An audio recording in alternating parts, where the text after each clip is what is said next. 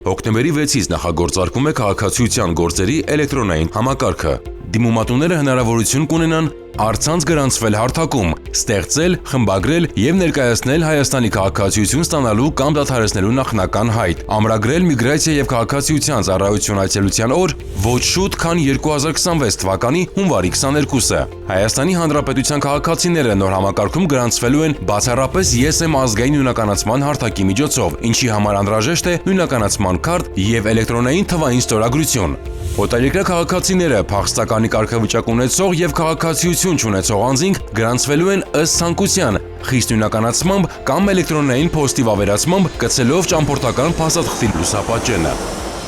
Նախնական հայտի ներկայացումից հետո անհրաժեշտ է կատարել պետական տուրքի վճարում ոչ ուշ, քան ընտրված այցելության օրվանից 10 օր առաջ։ Վճարումը չկատարելու դեպքում ամրագրած օրը չեղարկվում է։